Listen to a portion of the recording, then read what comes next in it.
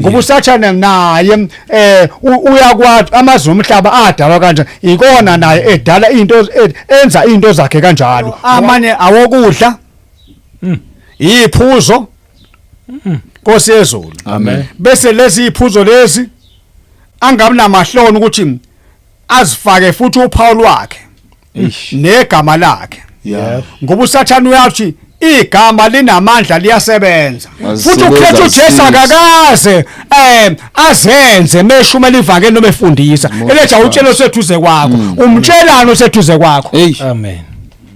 Ngakho ngiyathanda ukusho ukuthi ingubo zona ziyakusho ukuthi uyinhloboni yomuntu. Amen. Ingakho ngithi ekugcineni nezokugqoka izinto gqoka ngendlela ekuchazayo. Yebo. Uthi ukuphi umbuso. Amen.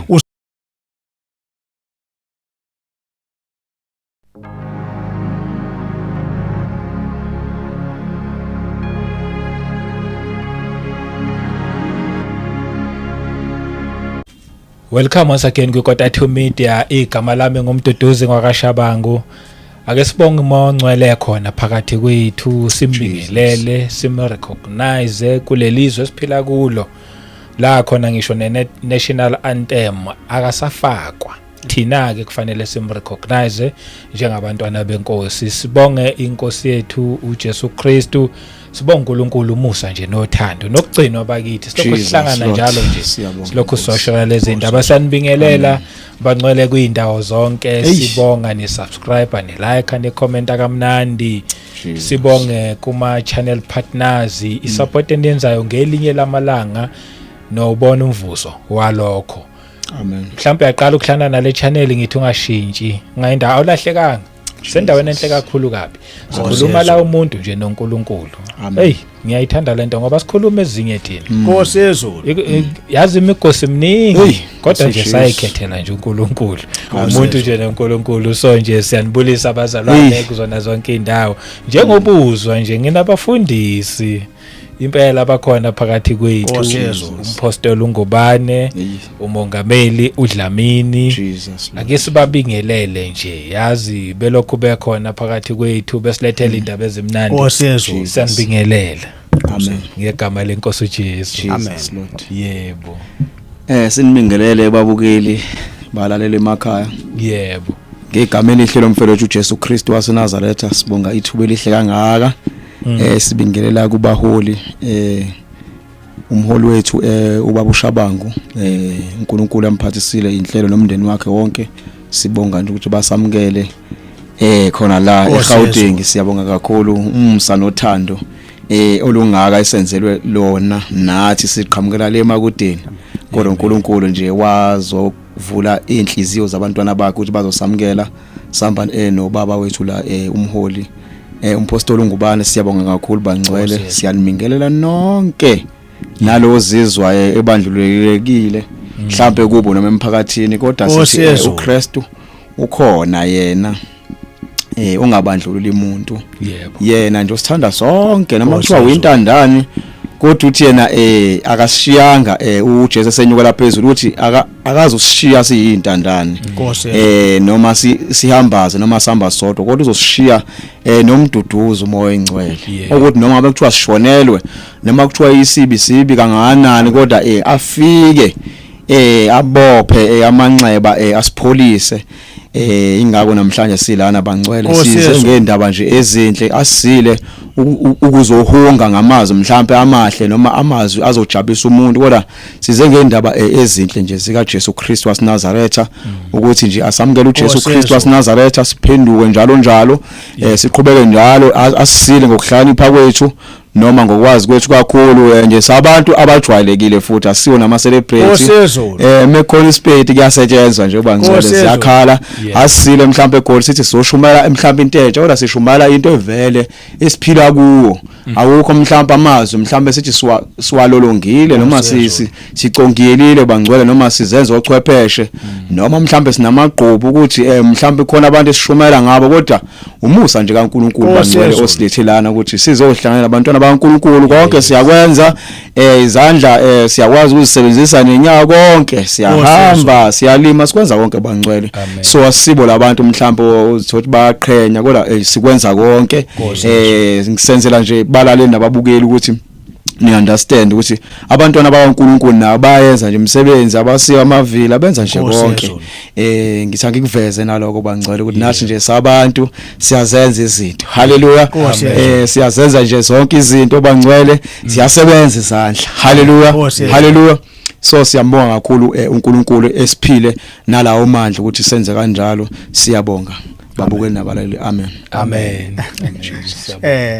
siyambonga kakhulu omdala wensuku nami ngithi ngiphinde futhi nami ngibingelele kakhulu abalaleli endaweni zonke nababukeli bonke abangcwele lapho kufinyela khona lesi station ikwata to meter uNkulunkulu kabakuhle kuye ukuthi siqale sibe khona ngomgcotshwa wakhe ubaba uShabango ngakho siyambonga kakhulu ngimbingelela nawo baba uthi ubaba uShabango kwehle igaba lenkosi uKristu Jesu amen ngiphinda futhi ngibonga nangomgcotshwa engihamba naye lana no yena ngimbingeleli ngoba phela vele ngihamba naye kodwa kuyangithokozisa nje ukuthi egama lenkosi uKristu Jesu even enkathi uKristu Jesu ethuma abaphostoli bakhe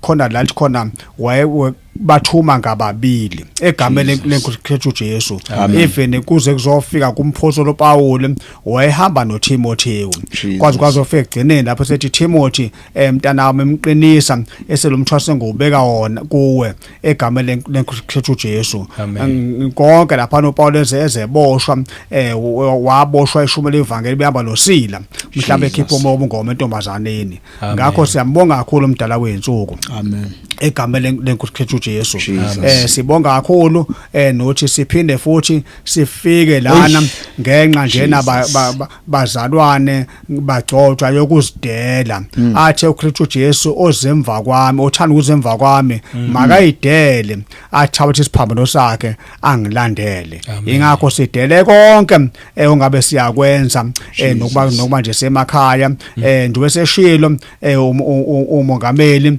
wami ngapha eduze kwami umongameli uDlamini iqiniso impela ngingakho njalo usho ngibingelela ngingubaba nje omntwana kaNkulunkulu noma ngesekhanda webantu umongameli uDlamini angiyena nje mhlawumbe uthi sengizothwala ukuthi mina ngubaba mhlawumbe ubukela lapha phezulu hayi cha impela ungafica impela mangibhusha ngobhusha ngekhaya ngiyabhusha mangicenta ngiyacenta ngikwenza konke mangisensemini mangiphethisana ngiphethisana njengobaba mhlawumbe yini enka ekudanga ilungise ekhaya angena nje mhlawumbe uthi sengumgcotshwa kosekuthole ngeqoma lokho cha inkonzo ngumntwana nje kaNkulunkulu kuba kusindisiwe egama lenkosi uKristu Jesu ongasindisiwe mhlawumbe ngoba mhlawumbe lana esitudio kuphela kodwa ngisho endaweni la ngiphila khona ungafika nje lapha la ngiphila khona endase Adams ngisho ngangibuza ngisho enganeni encane kuyazithi mawubuza nekamfuthi ungubane ngeke uduke ungalelwa ngisho ingane encane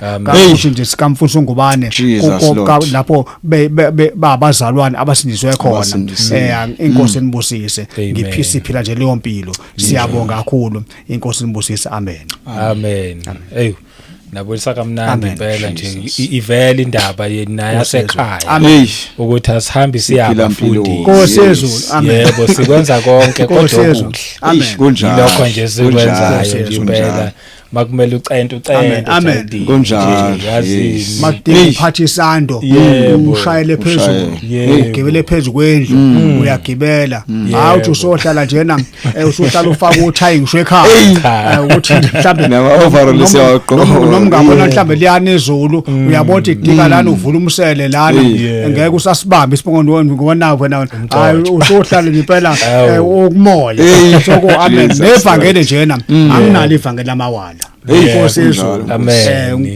ngoba nje kuyangibusa nje ukuhlala njalo uhamba ngokuyithoba ukuholwa uNkulunkulu kuphela igama lenkosi uKristu Jesu amen hayi cha siyabonga amen hayi kulungile namhlanje futhi elinye ilanga Nkosi yezulu le indaba futhi ezimnandi Jesus hayi ngidedela kunina amen amen siyambonga omdala weinsuku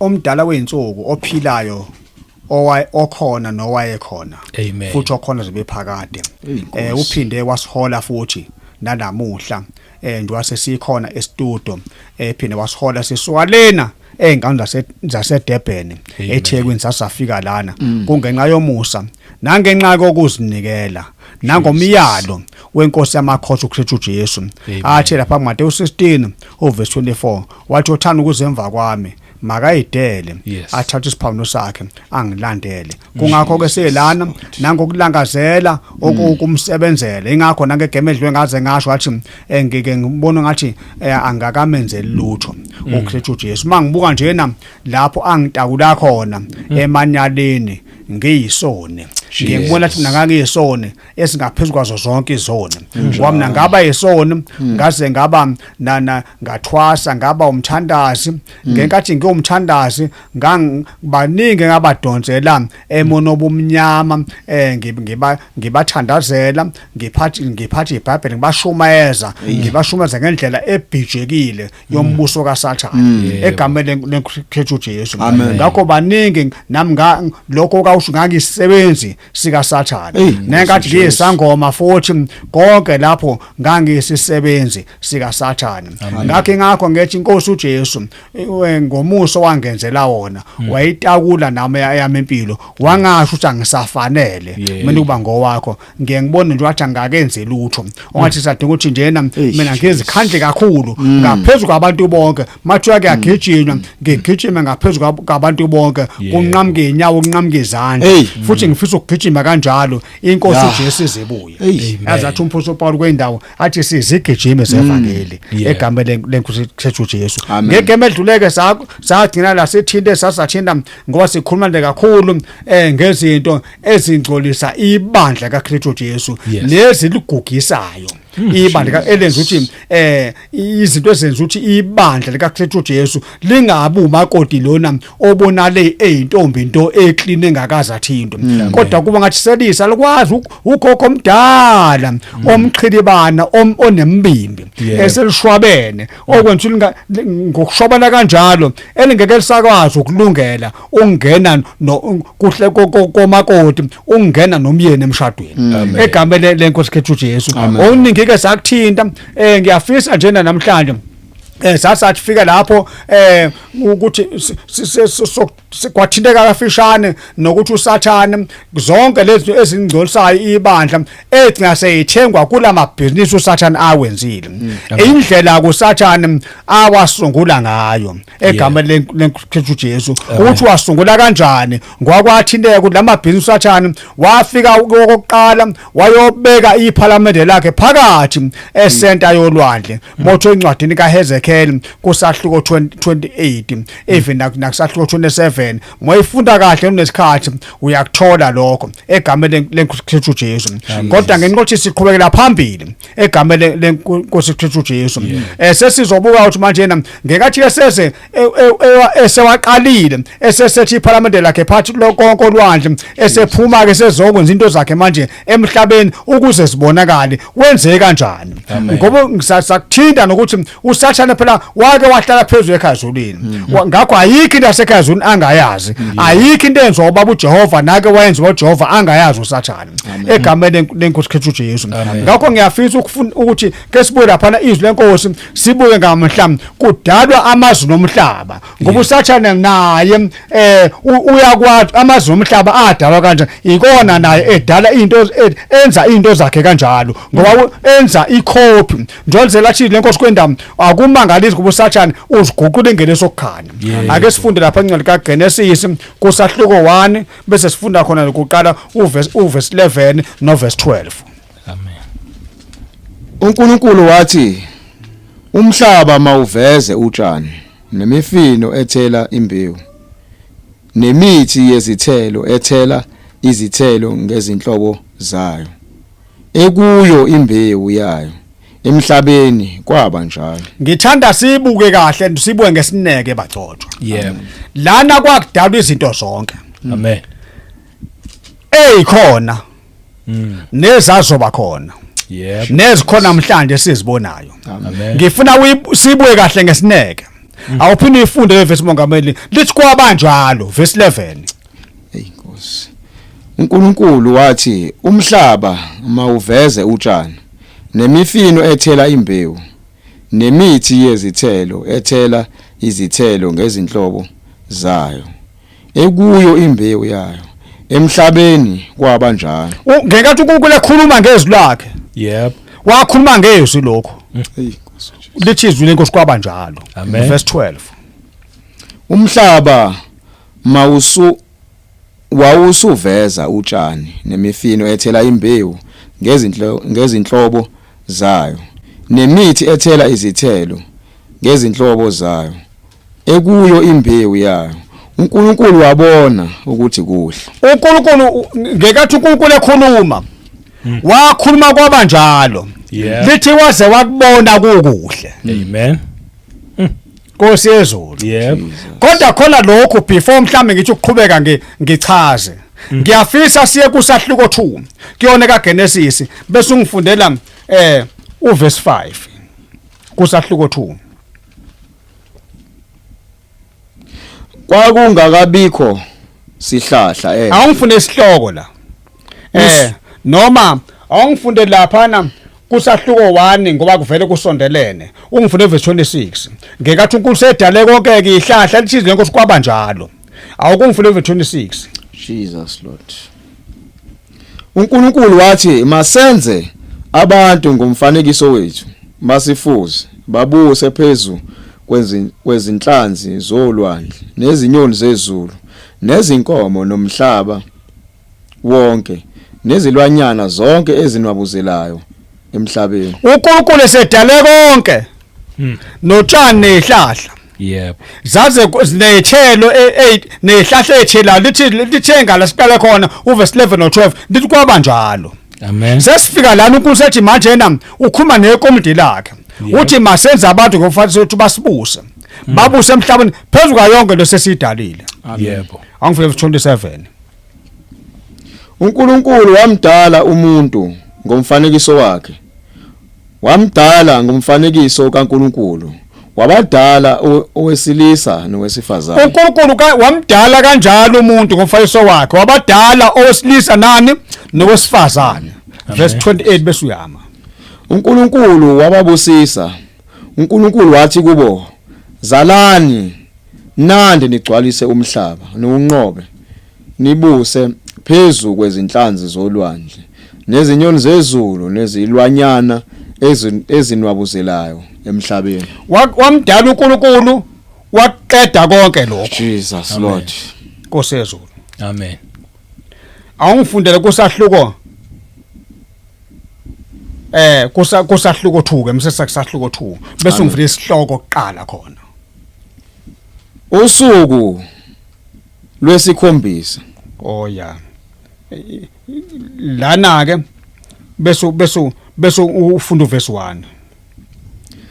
Kwase kupheleliswa izulu nomhlaba kanye nombuthano. Kwase kupheleliswa izulu nomhlaba kanye nombuthano wakho wonke. Kunombuthano wakho wonke. Umbuthano wakho wonke. Amen. Kusho ukuthi kwase kupheleliswa izulu nomhlaba nombuthano wakho wonke. Umbuthano wakho konke okudaliwe. Jesus. Kwaphelele emhlabeni. Amen. Sezwini uNkulunkulu udale konke okudaliwe nezihlahla notshani nawo konke okuthelayo lithi kwaba khona kwabanjalo. Amen. Wamdala nomuntu. Yes. Owesilisa nosifazane lithi kwabanjalo. Yep. Nkosi yezulu. Amen. Ake sibheke lana lapha na ke. Bese ngivule kuverse 5. Kwakungakabikho sihlahla endle nemifino yayingakamili emhlabathini ngokuba uJehova uNkulunkulu wayengakanisi imvula emhlabeni. Nkosi yezulu. Ngifuna sibwahle lento le. Yebo. uNkulunkulu ukhulumile ngezwi lakhe. Yebo. Kwadalwa kwaba khona. Yebo. Kukhonaphi kusekhona kwelika moya. Kunjalo. Amen. kukhona imfihlano sokuyabonakala kwelikamoya Amen. nehlahla ziyabonakala Yep. ziyathela futhi Amen. kwelikamoya Amen. noshani bayabonakala kuhlaza emhlabeni Amen. nomuntu akakabonakali kwelenyama Amen. kodwa kwelikamoya usekhona Sekhona. Amen. Nkosi yezulu Yebo. ile ndlela ke usathana nayo uyayazi Yeah. uyayisebenzisa Hey. lento lezizwe usathana athe uma sengena olwandle uma sezikhiphela emhlabeni zaqala zabonana zabakhona lamabhizi kaSathane abakhona kwelikamoya kodwa Amen. engakabonakali Yebo. Nkosi yezulu Amen. laphana kusahluko 1 Genesis ukudala konke uJehova kwabonakala kwelikamoya kodwa akakabonali ngamehlo Yebo. ngegama sasa khuluma kwasafela pho khona kudiveza khona izenkosi ukuthi sichaza komoya ngomoya Yeah. Yebo.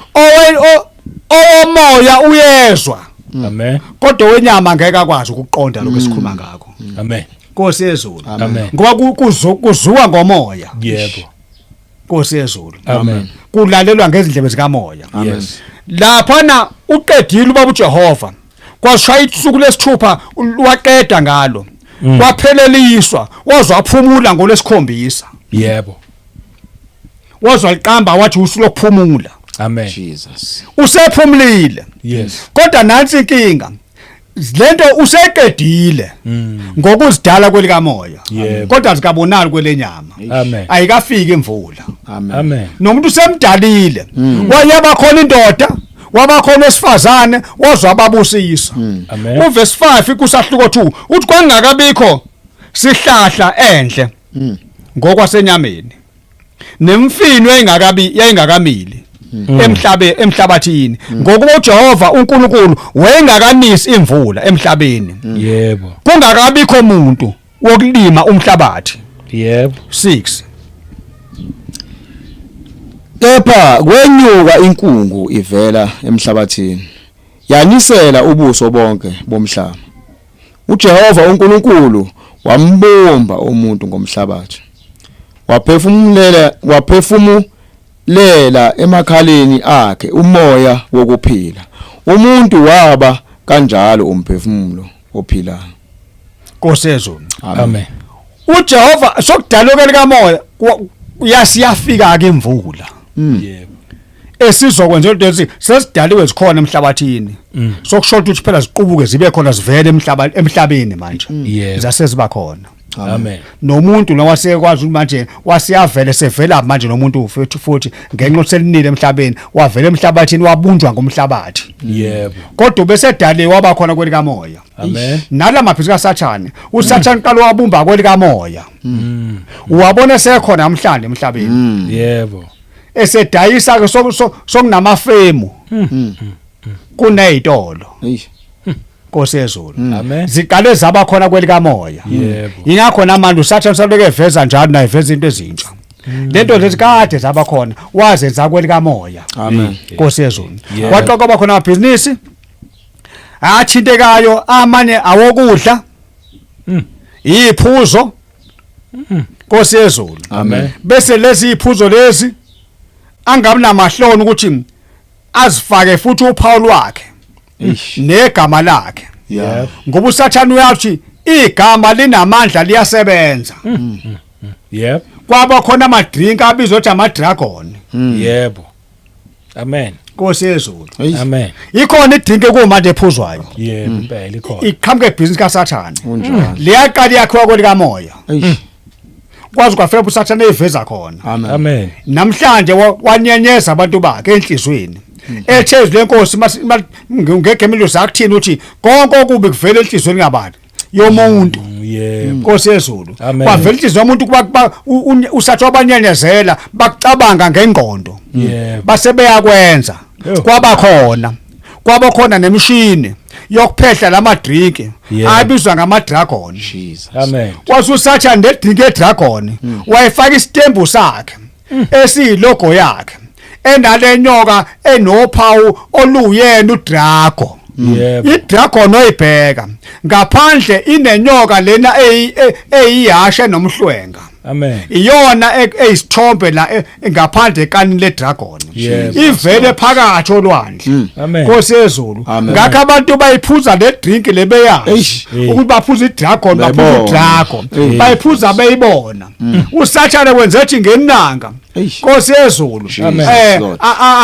akolodele ngani inkosi yamakhosi uKristu Jesu athi laba bantu angizifihlanga kubona bangithathe bengibona Inkosi uJesu. bakhipha imali yabo bangithatha bangiphuza ukuze empilweni yabo bese kwazi ukuphehla amandla akhe Amen. ngekathi uphuza le drink idragon usathane empilweni yakho yonke ngisho egazi yakho nasemphefumulweni yakho usezobusa kahle Amen. Yo. usuzobe sonza yonke imsaka sathane uzibona unamandla Inkosi uJesu. ikona ngegeme edlule ngazi kwathinteka ukuthi bonke abantu noJason isangoma ngoba akaza athwase akudingi ukuthi abantu abayizangoma yilabo abathanda ziphela nezangoma nezawuni kuphela kodwa nawo wonke ongalotshwanga igama lakhe Yeah. encwadi lokuphila Yebo. isho njalo incwadi yeSamuel usahluko 13 Amen. igama lakhe malingalotshwanga encwadini yewundlu Yebo. bonke bakhuleka kuDrago Amen. Nkosi yezulu Amen. bese kuphinda futhi Nkosi yezulu awungivule mongameli incwadi yeSamuel usahluko 13 Isilo engasibonayo sasifana nengwe nezinyawo zaso zazinjengezebhere nomlomo waso wawunjengomlomo wengonyama uDrago wasinika amandla akhe nesihlalo sakhe sobukhosi nokubusa okukhulu Nkosi yezulu Amen. angithi usathana kathi ephonsa phansi incwadi yeSamuel kusahluko 12 from verse 7 Yebo. uphonse phansi wabizwa ngoSathane Yebo. wabizwa ngoDrago Amen. Nkosi yezulu Amen. ngakho la ekanini leDrago Yebo. nasi isilwe sesiqhamuka olwandle Amen. usathi usifakile ekanini lelo libizwa ngeDrago Amen. ngakho abangcwele abafika umhlangabeza uKristu Jesu ukuze babe ngcwele babe clean Amen. kufanele ukugade ngisho into oyidlayo Hey. Amen. Nkosi yezulu Impela. ungayiphuzi le Drago Amen. ungayiphuzi le dragon Yebo. Nkosi yezulu Amen. ngoba iyakungcolisa Hey. eyasemabhizinisi kaSathane Amen. ikhafula umoya okuzibona ukuthi bazibona abantu benamandla awuye verse 4 Bakhuleka kuDrago ngokuba wanika isilo amandla akhe. Bakhuleka nakuso isilo bethi ngubani ofana nesilo? Amen. Ngubani ongalwa naso na? uyabona umuntu mase egcwele amandla kaSathane Yebo. ngishambe emgwaqweni Hey. ngishambe endleleni uhamba ezibone namandla Ngiyazizwa. Amen. Nkosi yezulu Yebo. ngikhumule nami ngisamba lwambuso Jesus. sasimasama negenge yethi kunekhathi sasimasama negenge yethi ebusuku sithi manje na soyithina sonke sihamba emgwaqweni asafuni umuntu omunye ohamba emgwaqweni athi uyabona lapho sasigcwele amandla kabani Hey, kabani. amandla kaDrago Amen. Yebo. ingakho kunamhlanje basekhona abantu abanjalo Amen. othi bawuhlane ebusuku babothi wena usafanele uhamba emgwaqweni ingoba bagcwele amandla loDrago Amen. Nkosi yezulu Amen. Jesus Lord. ngoba uSathane wenza ukuthi bazibone benamandla Yebo. aphinde futhi ngoba uSathane akayifihli kuneka ne drink elibizwa ukuthi iscore Amen. Nkosi yezulu Amen. Yebo. ngiyakhumbula lokhu ngichaza for ukuthi ukuze abangcwele bayithintithe lesikhathi Amen. ngoba lithe izwe Nkosi lithi asilwazi ihora nosuku Yeah. nomzuzu uSathane azobuya ngalo Jesus. kweli game usifikile lana ngachaza iphupho labayisambulo engabona ngigijima phansi ukulungisa ibandla kaKristu Jesu ngigijimela ukungena emabandleni onke ukuthi alingafile elibhalwe zolanda ibandla Yebo. kukhona umzalwane ongalungile ngokwanele Amen.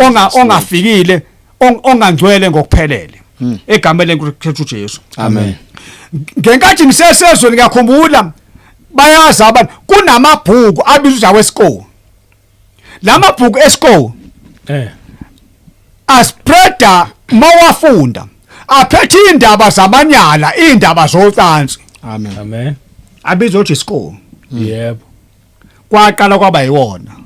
Namhlanje kunekani ledrink Oh. lesikole. Yebo. Lispread umoya wenkanunko. Lispread umoya ofebe. Amen. Lokani.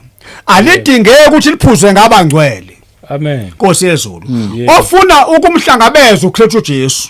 Yebo. Ofuthi ahlale ready. Uze mhla khaliti longo. Akwazi ukumhlangabeza uKristu Jesu. Amen. Akufanele kumhlangabeza. Akufanele aphuze leli kanti lesikomo. Ngoba liqhamuka from amabhizinisi kaSathane. USathane wenze ngenhloso. Nkosi yezulu. Amen. Kuzoba khona futhi elibizwa ngeplay. Yebo. Nkosi yezulu. Amen. Leli elibizwa ngeplay. Nkosi yezulu. Likhafula umoya nje wokudlala. Nkosi yezulu. Amen. Jesus. Ukudlala angakufuni ubaba uJehova. Ukudlala kumcasulayo. Yebo. Ukudlala sokungena semabandleni. Nkosi yezulu. Amen. Angivulele mongameli laphana encwadini kaExodus kusahluko 32 uverse 5. U-Aaron wakubona wakha i-altar phambi kwalo. U-Aaron wamemezela wathi kusasa kuza kuba khona umkhosi kaJehova. Bavuka ekuseni ngakusasa banikela ngeminikelo yokushiswa, baletha iminikelo yokuthula. Abantu bahlala phansi ukuba badle, baphuze, bavuka ukuyodlala. Badla baphuze bavuka kwenza njani? Ukuyodlala. Lokudlala mawuqhubeka nako njalo. Yebo. Nkosi yezulu. Amen.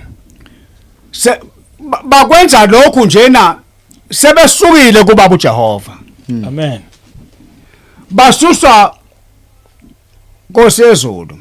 Amen. Bathe mawungayifunda kahle uqale eqaleni. uMoses unyukile entabeni kubaba uJehova ngizoyixoxa kafishane. Yebo. Sebebona ukuthi uMoses ulibele ukubuya. Nkosi yezulu. Amen. Sebethi Aaron senzela uNkulunkulu esombona. Yebo. uMoses wasejayi letha lento lezi ithixo ezincane. Amen. Uze ngenze isithixo esikhulu esiyizoba ithole legolide. Jesus. Amen. Bathe mase kwasebomkhosi. Yebo. Mase kwase kuyabuswa. Badla baqeda. Kwase kuyadlalwa ke manje. Amen. Lokho kudlala kwamcasula uJehova. Yebo. Kwaze kwathi uJehova egcineni wathi kuMoses akehle Yebo. lapha entabeni ngoba konakele kamo. Yebo. Nkosi yezulu. Amen. Angifundele lapha kuverse 15 khona la kuyo lencwadi ukuthi ngokunqamlela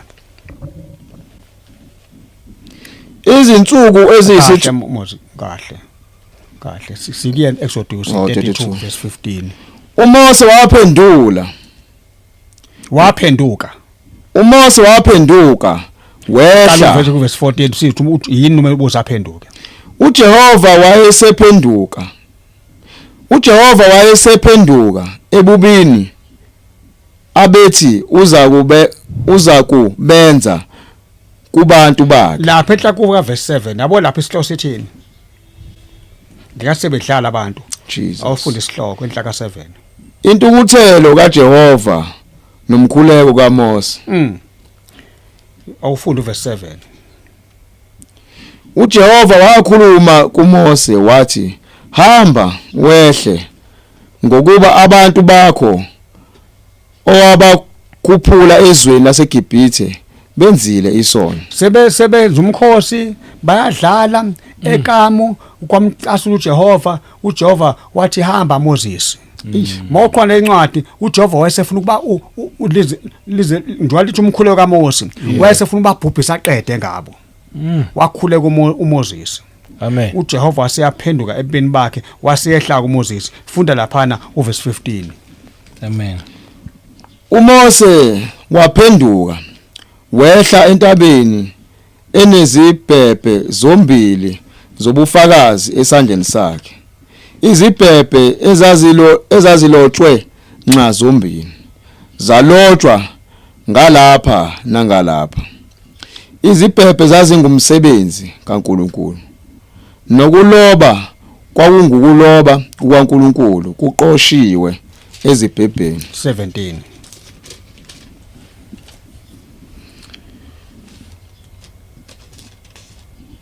uJoshua wezwa umsindo wabantu bekhamuluka wathi kuMose ukhona umsindo wempi eKamu. uJoshua ngekathi sebedlala Yeah. kuyabuswa manje eKamu kuyabuswa ebandleni. Amen. Badlala abantu. Lokudlala into ebhlungu kungenile nasemabandleni namanje. Amen. Kuleli bandla kaJesu kuyadlalwa emabandleni. Yo. Yebo. Nkosi yezulu. Amen. Ingakho uJohn makhonza emabandleni amaningi. Uthi kunemidlalo eyenziwayo kuyothi yenziwa ama worshipers lapha phambili. Nkosi uJesu. Kuyadlalwa. Ufika kulula izandla. Kwenziwa yonke into lena. Kuyiwa lena. Kuyadlalwa. Nkosi uJesu. uJehova akathokozi. uJehova akafuni ukudlala. Amen. Nkosi yezulu. Yebo. Ukudlala kwabantu bokubhubha. Ingakho la kulelizwe. Mawenza into esile serious. Yebo. Ngeke ubone uhulumeni wezwe eninikeza imali yokukuphakamisa kodwa abantu abadlalayo. Abantu abenza imisebenzi yobuchwepheshe. Kungasuka nje noma intombazane noma umfana manje ivele bomdlali webhola ivele inikwa amamiliyoni. Amen. Jesus Lord. Imali engahola nawo umuntu mhlawumbe wenza osema office noma udokotela. Ngoba uSathane vele ukudlala okaSathane. Nkosi uJesu. Yebo. Nkosi yezulu. Yebo. Badlala bamcasula uJehova. Lokho kudlala okwenziwa emabandleni. Hey. Kuze lethiwa awuke uyelena nalena kenenza isiphithiphithi Amen. ebandleni. Jesus Lord. Ukusuke nje lena uyobingelelo ngapha usuke lena uyobingelelo ngapha akuveli kuJehova. Isikhathi siyahamba. Isikhathi siyahamba ngabe kukhonza uNkulunkulu ophilayo. Amen. Nkosi yezulu. Jesus. Awuqedele mongameli. Qhubeka. uJoshua wezwa umsindo wempi verse 18. Wathi akusilo izwi labahalalisa ngokunqoba. Akusilo izwi lokukhala ngokunqotshwa. Kepha ngizwa umsindo wabahlabelelayo. Akusilo lelizwi Moses kusho uJoshua. Lokhalalisa ngokunqoba. Lo msindo ukhona eKamu. Ukhona emabandleni. Kubangwa umsindo. Kunamaculo nje otshotsha awazi ukuthi asho ukuthini. Umsindo nje. Kodwa umsindo nje. Yebo. Kubanga umsindo nje eKamu. Kubanga umsindo nje ebandleni. Yebo. Nkosi yezulu. Amen. Akhalaliswa ngokunqoba. Yebo. Nkosi yezulu. Amen. Akusilo izwi lokukhala ngokunqotshwa kepha ngizwa umsindo wokuhlabelela kuyahlatshelela. Jesus Lord. Akuhlatshelelwa ngokholo womoya. Hey. Kuyahlatshelelwa nje kubanga umsindo. Hey. Verse 19. Kwathi esasondela eKamu wabona ithole nokusina. Ulaka likaMoses. Ulaka lukaMoses lwase luvutha. Wazilahla izibhebhe ezandleni zakhe. Wazaphula phansi kwentaba. Qhubeka. Wayeselithatha ithole ababelenzile. Walishisa ngomlilo, walicolisisa laze laba luthuli. Walivumvuzela emanzini, wabaphuzisa wona abantwana bakwaIsrayeli. Ema awufuna uverse 21. uMose wathi kuAaron, benzeni kuwe laba bantu ukuba ubehlisele isono esingaka na? Wathi uAaron 22. Wathi uAaron, ulaka lwenkosi yami malungavuthi. Uyabazi abantu ukuthi bathanda ububi. Uyabona kunabaholi komanje abanalowo moya kaAaron. Uthi nje so lonke into efunwa yibandla izokwenziwa lebandleni. Ngoba abantu bayayithanda. Ngoba ingenziwa lento bazobaleka abazalwane. Kunamabandla amaningi enke ngafika kuwo. Noma abohola abaningi engahlana nabo. Bathi babungwane leli vangeli lakho uliqinisa kakhulu bazobaleka abantu. Yebo. Nkosi yezulu. Amen. Kukhona abasana ngokubuza kule esikhathini eseduzane ezinyangeni ezidlule. Bathi bamngwane unabo kodwa abazalwane enkonzweni. Unabo abazalwane. Kwaleli vangeli lakho ngeke ube namzalwane. Nkosi yezulu. Ngeyindaba abahola abaningi bakholethe emabandleni babe nabantu abaningi. Khona nemali izongena kakhulu izothi xaxa. Abane bakubazi bathi bangwane phela wazi abantu mabebaleka babaleka nomnikelo. Nkosi yezulu. Yo. Uyena uAaron. Uthi lokhu uyabaza abantu bathanda ububi. Ngakho uAaron ukwenze azi lokhu uJehova akakufuni. Yebo. Jesus. Nkosi yezulu. Kodwa yena ngoba kufunwa abantu. Uyabenzisa. Noma kukubi. Noma sisazobuyela la singaqedi. Yebo. Ake sekule abasekhona kusahluko 14 bokuqala. Usoswe kwathinteka ukuthi uJehova uNkulunkulu akayena osiyaluyalu. Amen. 32 no 33.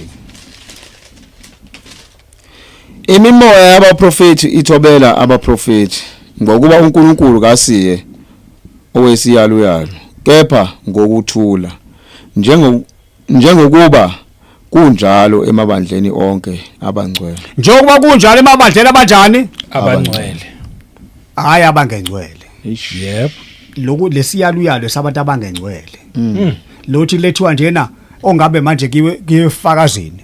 Ongaba bazana bayafakaza uNkulunkulu afakaze athe uKristu Jesu ake ngichaze kafishano ake sencwadini esambulo ufakaza kusekho kusambulo kusahluko 12 Jesus ungifune khona uverse 10 no 11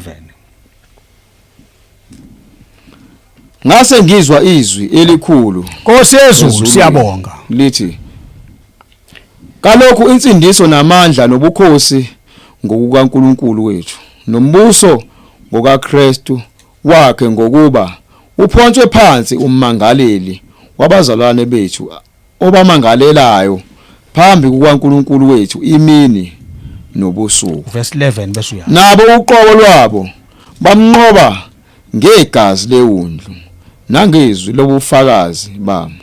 Amen. Futhi abakuthandanga ukuphila kwabo kwaze kwaba sekufeni.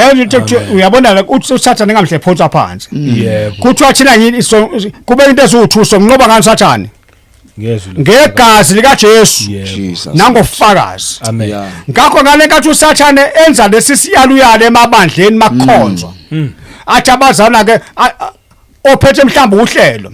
Ake niswe nje bazalwane ke omnyayelena ke ngikhawulane niyelena usuke lena uyoqhawula ngapha uSathane udla isikhathi wenze ukuthi sikudle isikhathi sokufakaza kudle isikhathi sezwe Yebo. segazi leWundlu nokufakaza Amen. lesikhathi lokho phakathi uhlelo awutshelo seduze kwakho ukuthi uzozwa namhlanje namhlanje awutshelo seduze kwakho ukuthi namhlanje yena kube kuhle kwenzeke kahle ube khona kusiza phi lokho isikhathi sokudlala abazalwana sifuneki Amen. Nkosi uJesu. Nkosi yezulu badla basutha basumuka uyodlala lento esenziwe emabandleni kulethe awutsheliswe eduze kwakho azikaze zenziwe kwelaba ngcwele ivangeli. Amen. Futhi uKristu uJesu akakaze azenze meshumela ivangeli noma efundisa elethe awutsheliswe eduze kwakho umtshelano oseduze kwakho. Amen. isikhathi asisekho nje. Hey ngempela. Moja ngitshela oseduze kwami ukuthi ngizozwa namhlanje hlezi yena njoba uNkulunkulu esazokhuluma lapha ufuna yena sizakala Yebo. uzongitshelani Yebo. mina ngizomtshelani hle nami ngisafuna ngilalela lapha ngizwe uJesu ekhuluma uma mina sengitshela lona osethuzo ngamtshela umongameli Amen. umongameli namhlanje weze kahle ube khona Yebo. namhlanje akuba kube iplan kaNkulunkulu ube khona namhlanje uzozwa namhlanje nje thuze kwakho ukuthi nokuthi yonke ayimsizo umuntu ongabe ziyefakazini ziyezwini kusadlalwa lephela liyahamba kodwa iyewasha usathana uyazi lento zombili ziyamshaya Amen.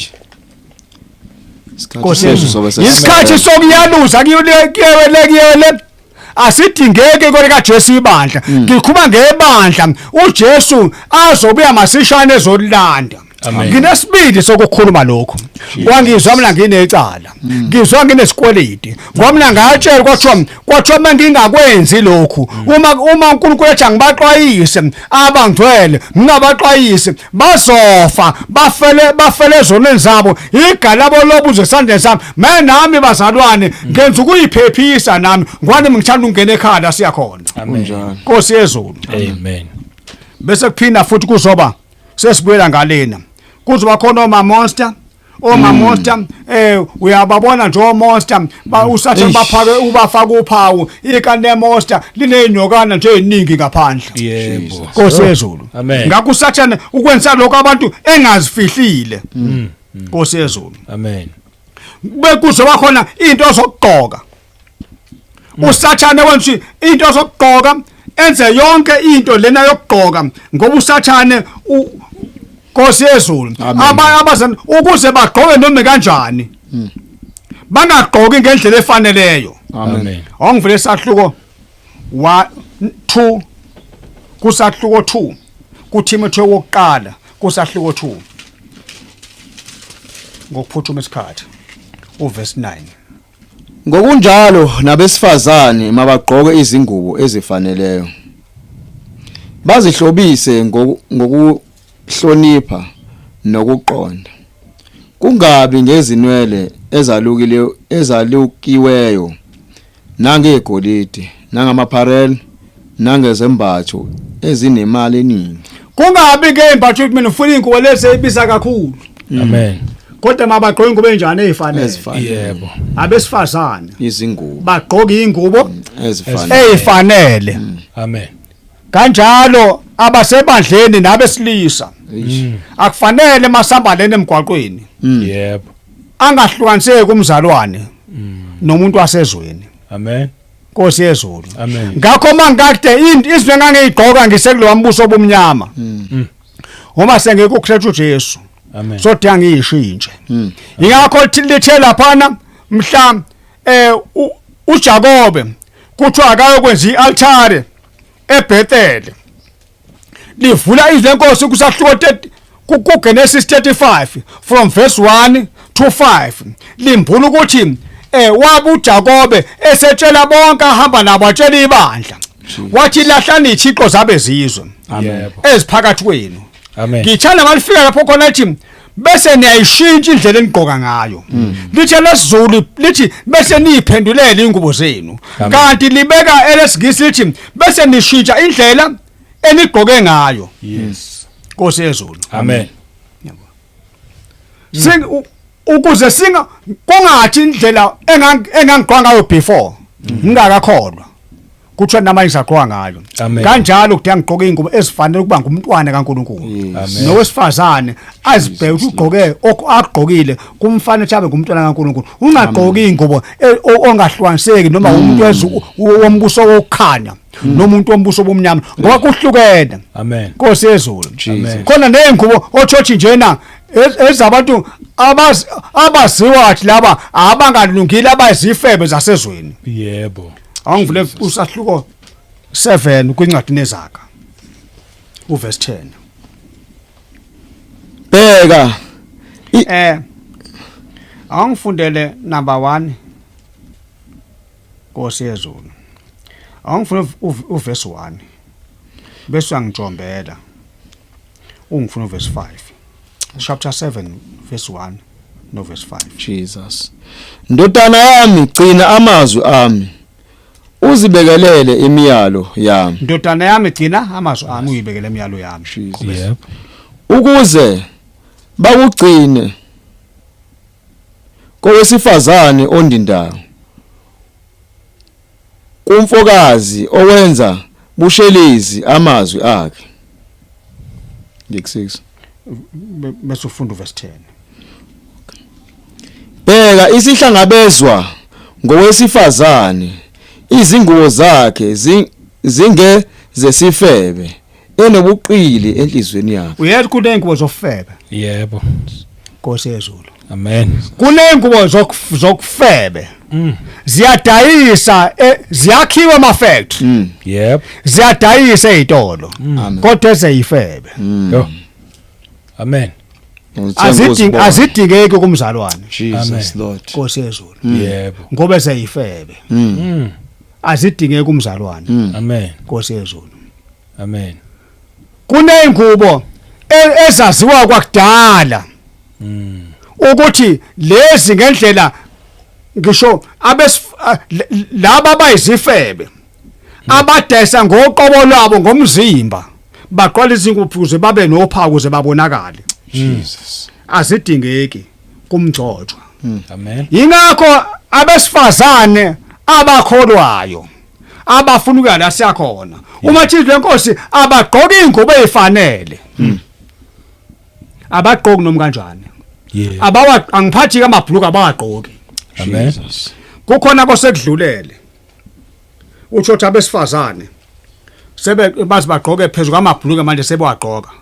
Noma nakade evele eronke. Funa namanje aronke. Owesifazane akaligqoki ibhuluku. Kunjalo. Owesifazane akudingeki ukuthi kubonale lapha kwemlenze yakhe.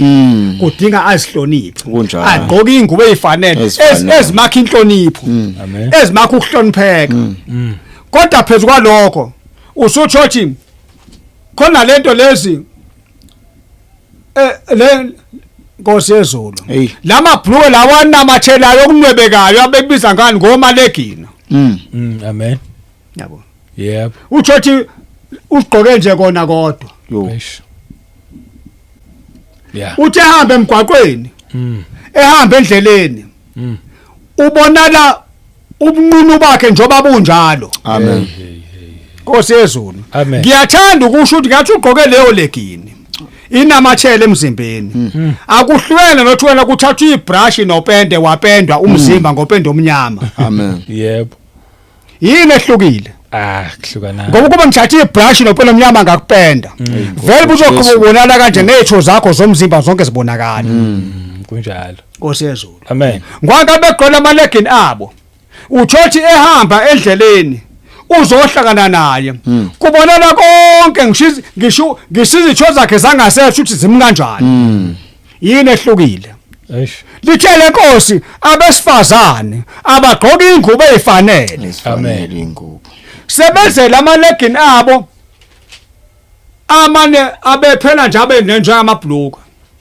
Amen. Amane asezimpela uthothi ihamba umzimba wonke. Nkosi yezulu. Amen. Uyigqoka umzimba wonke.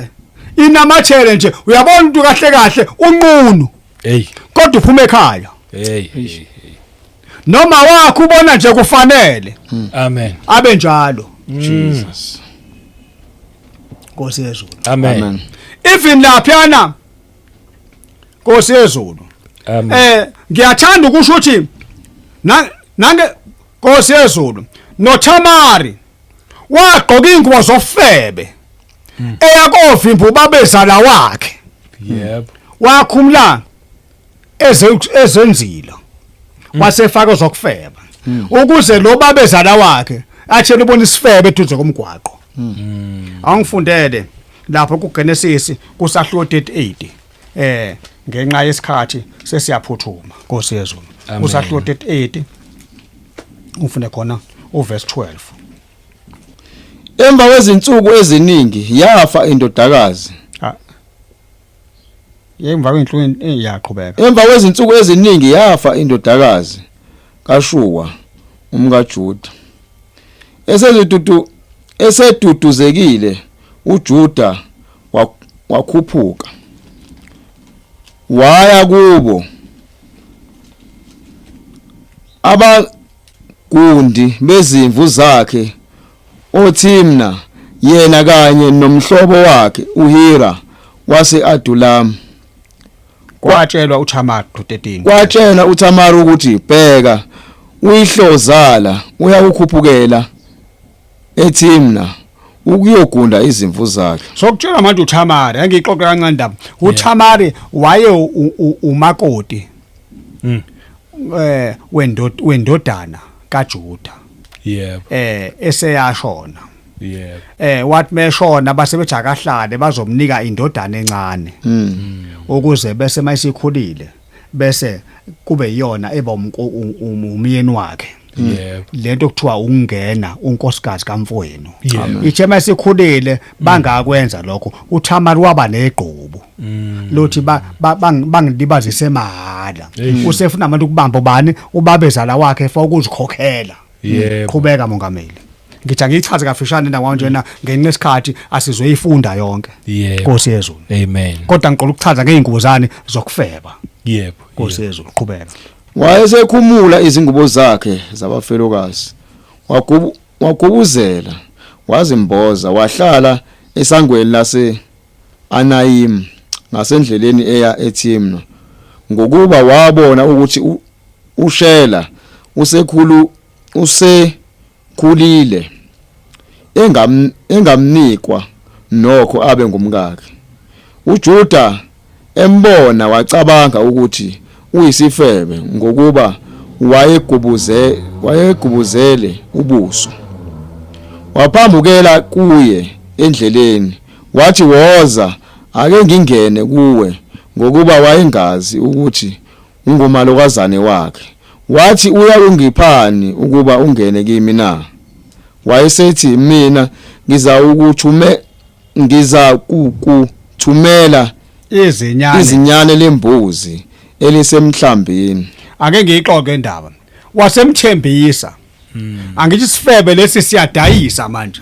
Sidayisa umzimba waso. Ukuze manje na senze lento lendima lena oyifunayo. Yebo. Ukuze ulale nami uzongiphani Inzuzo. Inkokhelo. ngoba ufuna inkokhelo phela kuyena unkosikazi ulondindwa manje. Yebo. Isifebe lesi. Usegqoka ingozi ofebe. Yebo. Usethi kuJuda ngizonza kanjani ngizokupha izinyalo lembuzi. Wangena kuye walala naye wakhulela uThamar. Amen. Nkosi yezulu. Nangoku uJuda manje yena uthembisile futhi uzompha izinyalo lembuzi kodwa ubengaliphethe izinyalo lembuzi. Yebo. Uthe uJuda mengaliphethe izinyalo lembuzi wasethi uThamar nginika into ezoba izibambiso kuwe. Wasiyamnika into ezizibambiso. Yebo. Kwahamba ukuthi lento ezisibambiso uyozithatha mhleselethe izinyalo lembuzi. Nangu uJuda verse 20 esethumela izinyalo lembuzi. Uthi omnye ahambise kube sebuya lezo zakhe ahambise izinyalo lembuzi esifebeni. Qhubeka. Amen. 20 verse 20. uJuda wathuma izinyane lembuzi ngesandla somhlobo wakhe wase-Adulam ukuba athathe isibambiso esandleni sowesifazane, kepha akamfumananga. Qhubeka. Wayesebuza abantu bendawo yakhe wathi, siphi isifebe esasise Anayim ngasendleleni na? Angibatshela bambe befuna phela sasingasendleleni emhlahlana noJuda. Yebo. Sigqoke zofebe. Ngakho ngiyathanda ukusho ukuthi ingubo zona ziyakusho ukuthi uyinhloboni yomuntu. Amen. Ingakho ngithi ekugcineni nezokugqoka izinto. Gqoka ngendlela ekuchazayo Yebo. ukuthi ukuphi umbuso. Amen. Usembusweni wobumnyama yini noma usembusweni okukhanya. Amen. Nkosi yezulu. Amen. Ngakho nendlela ogqoka ngayo abazalwane mabahluka abazalwane ukuthi bagqoka kanjani. Yebo. Abayeka abantu bathi bamfuna ukukhetha uJesu ngapha baqonda kanjani emabandleni benza noma kanjani kodwa ngemlomo bamfuna ukukhetha uJesu kodwa ukwenza kwabo nokugqoka kwabo kuhlukene. Amen Jesu. Nkosi yezulu. Amen. Ngoba nezingubo ziyakusho, izinto zidlalo ziyakusho, nayo yonke into yenzayo iyakusho. Amen. Nkosi yezulu. Yebo. Awagqoka amabhulukwe kwelika Kristu Jesu ivangeli. Amen. Kwelika Kristu Jesu ibandla. Jesus. Nkosi yezulu. Amen. Siyahlupha isikhathi egameni lenkosi Kristu Jesu. Kodwa ke Nkosi yezulu. Ngiyathanda ukusho lana kunencwadi yezaga. Angani masanga ifunda yini? Yezaga kusahluko 22 uverse 6 iyavuka nje. Jesus Lord. Jesus. Khulisa umntwana ngendlela eyakuba ngeyakhe. Uyakuthi lapho esekhulile angasuki kuyo. Nkosi yezulu. Khulisa umntwana ngendlela okuyoba ngeyakhe. Kuyokuthi lapho esekhula benjani? Angasuki. Besasuka kuyo. Ngiyathanda ukusho ukuthi ungasho ngoba naku lona hayi useyingane usemncane. Nengane khona incane. Yebo. Igqoka sijwayele kuba ngentombazane. Amen. Igqoka izingubo zentombazane. Kunjalo. Nkosi yezulu. Ngoba lo moya ogqoka noma kanjani kukhona umoya ospreada wona. Umoya wobungoma. Umoya wobutabane. Jesus. Umoya wobungqingili. Yebo. Nkosi yezulu. Amen. Umoya ukuthi umuntu athe intombazane abefuna ukuzenza indoda. Njengalapha nje angifunde kuGenesis kusahluko 19 uverse 4. Siyakwelidala iTestament. Zingakalali. Lana ayengiyichaze le ndima kafishane. Lana kwakuzochithwa iSodoma. Lizochithwa ngenxa ukuthi kwakugcwele itabane eSodoma. Yebo. Kwakugcwele ongqingili eSodoma. Amen. Nkosi yezulu. Yebo. Abantu besilisa abalangazelela ukulala nabantu besilisa. Amen. Lento kumanje othothi ohulumeni bezwe bayayigunyaza baze bathi zinelungelo nazo. Yebo. Kuzothi ngisho emabandla emashumela ivangeli asingazi bandlululi. Cha mina shemo noma athiwa abandlulula noma azibandlulula kodwa kunye ngikwenzayo ukushumela ivangeli kaKristu Jesu. Amen. Unothi ubuna lo moya funa wathi umoya kaSathane umoya esikhoko uzoqhubeka nami afuna esikhokweni. Kodwa mawufuna ukubona uKristu Jesu idingishen ngeke ngiyeke ukukutshela. Amen. Nkosi yezulu ukuthi mawunalo moya umoya kaDrago lo umoya wesikhoko njengabantu bonke abayizoni ubunomonde okukhanukela abantu bobulili ofana nobakho noma bongowesilisa noma bongowesifazana umoya kaDrago lo umoya lona uJehova awunyanya ngaphezulu yonke imimoya ekhona emhlabeni. Amen. Nkosi yezulu wazi ubaba uJehova wabonthi thama abangabe sathuma nje umprofeti abantu bawushoma yezo wabothi abavele babhujisa uqobo eSodoma. Angifundela uverse 4. Zingakalali amadoda omuzi amadoda aseSodoma azungeza indlu amasha namadala abantu bonke bephelele. Nkosi yezulu lana uNkulunkulu uthumela monga iqala kahle eqaleni unesikhathi kusahluko 18. uJehova wahamba lana namadoda amabili ayizingelosi. Yebo. Ngizoyiqoqa le ndaba. Wasedlula kuAbrahama. Bathe mase uAbrahama esephezela ubaba uJehova sebakhipha. Kuhle komnomzana bekhipha abantu emzini wakhe. uJehova sethi ngamfihlelo uAbrahama lokho engiyakokwenza. Wasiyamtshela. Yebo. Ukuthi njengoba ngidlulana njena ngiyakobhubhisa eSodoma. Jesus. Wakhala uAbrahama lapho wabakhala uAbrahama wazi wathi inkosi kodwa mangathiwa noma aba u50 eSodoma ungaqhubeni babo babhubhisa. Wathi uJehova mangase kuthiwa noma aba u50 ngaliyeka iSodoma bafuna abawu50 bangatholakala kwafuneka abawu40 bangatholakala kwafuneka abawu30 bangatholakala kwafuneka abawu20 bangatholakala kwafuneka abawu10 bangatholakala kwadina kodwa kwafela lapho kuthiwa hayi no Abraham usiyaphela akasazi uzothini basi bayahlukana uJehova noAbraham azasekhwala ezingelo seziya koqotha eziya kothula imbubhise eSodoma zakho zabheka eSodoma mayifike eSodoma zafika zasezingenisa kwaLothi uLothi lona wayekade ewumntwana kaNkulunkulu ehamba noAbraham eyindodana kaAbraham mase zifika khona funda ku verse 4 beyifika kungakalalwa seyingeneleke lezi ngelosi zingakalali amadoda womuzi amadoda aseSodoma azungeza indlu amasha namadala abantu bonke bephelele amadoda aseSodoma abone lamadoda angene kwaLothi inkinga bayizitabane bawongqingile bayilenhlobo yamadoda noma yokukhanukela amanye amadoda yebo bona babone ngena amadoda endlini kaLothi sebeyahamba bayakhona lapha kokakumuzi kaLothi qhubeka bambiza uLothi bathi kuye aphi lawa madoda angenise kuwe ebusuku na aphi lamadoda angenise kuwe ebusuku na sikhiphele wona ukuba siwazi Lothi sikhiphele wona ukuba siwenze njani siwazi mawufunda izwi lenkosi yebo libe ngokuhloniphisa lithu Adam wamazi umkakhe umkakhe wakhulela wazala uKhayini yebo sikhuba ngaloko kwazi la Nkosi yezulu hey babefuna ukulala nawo uma usuka kwelesigisi iBhayibheli likubeka futhi ingqo yebo Nkosi yezulu amen ukuthi babefuna ukulala nabo yabo siwazi lamadoda yebo kusho amadoda amanye afuna ukwazi amanye amadoda namhlanje kuze kugqeza abefundisi kuthiwe noma lamadoda indoda nendoda mafika ukushada indoda abefuthi mabawashadise mina ngeke ngikwenze amen ngeke ngishadise indoda nendoda noma bake bazokunika amamiliyoni ngeke ngikwenze lokho ngeke ngishadise intombazane nentombazane ngoba lokho kumkhuba kaSathane umkhuba kaDrago qhubeka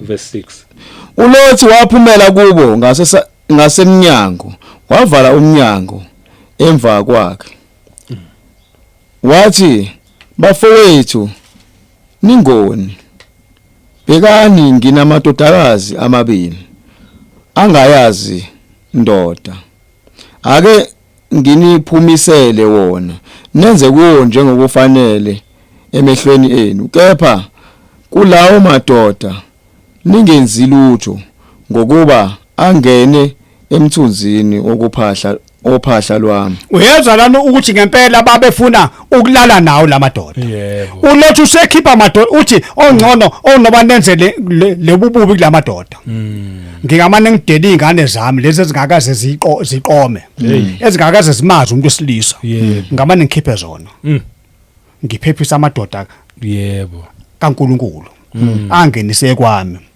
kodwa lamadoda wonenza kanjani ngoba khanukela amanye amadoda qhubeka bathi suka lapho bathi futhi lo muntu oyedwa wafika ukuba agogobala usefuna ukwahlulela manje siyakuhlupha wena kunabo bamcindezela kakhulu lo muntu bamcindezela kakhulu lo muntu loqhubeka basondela ukuba bafohle umnyango bakhetha ukulwa mawuqala incwadi lena ukwazi kwafela lapho khona ubaba uJehova wenza ukuthi lamadoda ezingelosi abashala abantu ngompumbutshe bawufuna umnyango kwaze kwasa kodwa inkinga bakhanukela amanye amadoda ngakho lo moya ukhalekela amadoda uSathane uyiqile wenza la uthi ngisho umzali uthi uzela ingane yentombazane ulethi hayi phela usemncane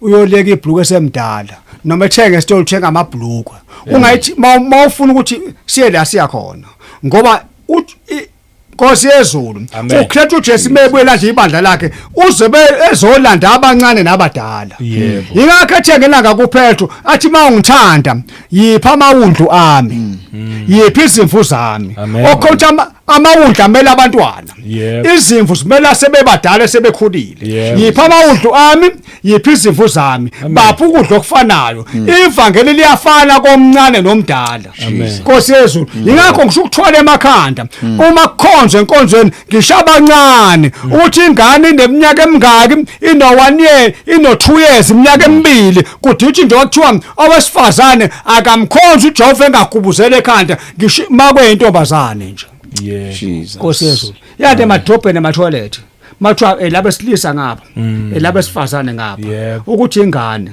makuyintombazane ingena kwelabesifazane Yes. makuyomfana ingena kwabesilisa Yebo. Jesus. Nkosi yezulu kanjani nasemabandleni onke yilokho esikumemezelayo ivangeli lobungcwele Yebo. inkosi ebusise Siyabonga. Nkosi yezulu Sayibonga Nkosi.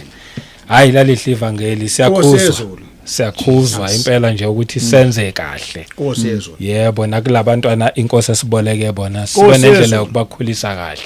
Jesus. Ongakamamukela uJesu abe inkosi nomsindisi iliyo kuyithuba leli. Nkosi yezulu Uma nje usaphila usesenethuba ichance emnandi kabi kholwa kuJesu abe inkosi nomsindisi ngale kwethuna ayisekho yonke lento ekhulunywayo awekho wonke lamavidiyo ngale kwethuna Hey, akunamshumayeli ngale okukhethela emhlabeni obhekana nakho Nkosi ngale yezulu.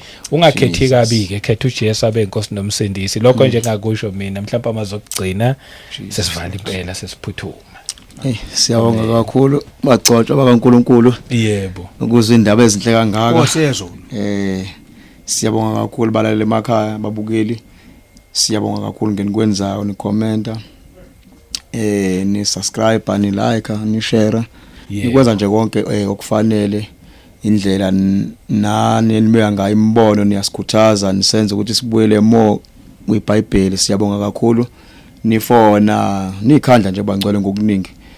Siyabonga nje uthando lesinika lona nisamukela endaweni ehlukahlukene. Siyabonga kakhulu ngenikwenzayo niqhubeke njalo ningapheli imandla. Siyabonga nje bangcwele ukuthi siphinde sisohlangana. Sibonga nje kumphathi wethu ubabushabangu ngokuthola iplatform enhle kangaka isikhathi sakhe asidelile nokufana ngabwenza into eziningi kodwa nje siyabonga nje lo musa uNkulunkulu amembulele wona. Siyabonga kakhulu kubaba umpostoli ngeindaba lokweqhubeka njalo uNkulunkulu loke ezibekile kuye. Siyabonga nje kakhulu kwikhandla kwakhe ungalali kuyalena nje ipeni nephepha iBhayibheli incwadi konke. Siyabonga nje bangcwele. Yebo. Siyabonga ukuthi sithole abantwana bakaNkulunkulu abazikhandla ngalo hlobo. Baqhubeke njalo uNkulunkulu ababusise. Baqhubeke njalo bangapheli imandla. Siyabonga nje ukubona abantu abadala abalolo hlobo abangasho ukuthi hayi manje sesiritayile noma nje abanezizathu nje eziningi kodwa nje badela into eziningi badela imndeni badela nje konke. Siyabonga kakhulu bagcotshwa bakaNkulunkulu izinto eniphathiswe zona phakathi kwale ndawo nabanye abake bayifike lana. Siyabonga kakhulu uNkulunkulu indlela anisebenzisa ngayo abantwana bakhe. Siyabonga nje niqhubeke njalo. Siyafunda nje okuningi usuku nosuku. Siyabonga egameni elihle lomfowethu uJesu Kristu waseNazaretha. Amen. Amen. siyambonga kakhulu omdala wensuku Yebo. sokufela isikhathi ngenxa ke yesikhathi Jesus. egameni lenkosi Kristu Jesu. Amen. Sesiyasiphoqa isikhathi ukuthi kufike lapho khona okwanamhlanje okwalolu suku sima khona ngihlale ngisho njalo ke ngithi asivali kodwa siyelekele ezandleni zenkosi kodwa nje kuphela engakusho ekugcineni lithi lapha izwi lenkosi encwadi yesambulo kusahluko 3 uverse 20 athi uKristu Jesu ngimi ngasemnyango ngiyangqongqotha uma umuntu ezwa izwi lami avule ngiyongena mina enhlizweni yakhe bese ngihlala naye adle nami. Athi uverse 22 athi onendlebe makezwe lokho akushoyo umoya emabandleni egameni lenkosi Kristu Jesu. Ngingeke ke ngiyeke ukushiya futhi inamba zokuxhumaneka njoba ngake ngasho nangegeme edlule ukuthi Hey. ngiyohlala njalo nje ngiyishiya inamba ukuze ukuthi noma kuthiwa kuyenzeka noma nini mhlawumbe nongathiwa wakwe i-toll number mhlawumbe yabe yakudukela noma uyaqala ukuxhumana nesiteshi sekwatatometer kodwa kuhlale kusobala ukuthi mhlawumbe uma kunesidingo osizwa ukuthi labazalwane ngiyabathola kanjani nobabungwane ngingamthola kanjani ngingakwazi kanjani mhlawumbe khona ofisa ukuthi mhlawumbe uthola ulwazi oluqhubekayo noma umbuzo lapha nalapha yana nazi inamba kune number ethi 072 151 3470 Jesus 072 151 3470 Amen. eyesibili ithi 061 254 2817 061 254 2817 Yebo. Nkosi yezulu Jesus. yizo lezi number okuhle enkosini ukuthi kuphela noma nini makhona lapho kunesidingo sothi ngikhulekileke mina ngihlala ngisho njalo bangcwele indawo zonke uthi anginaso nesikhathi engathi isikhathi engitholwa ngaso nengathola ngaso ngayinike lokho kuKristu uJesu ukuthi impilo yami yonke ubusuku nemini mina ngumntwana kaNkulunkulu owayinikela okumsebenzela uKristu uJesu nowathi isemini nowathi isebusuku anginasikhathi engidingitholana ngaso lesangitholana ngaso inkosi enibusise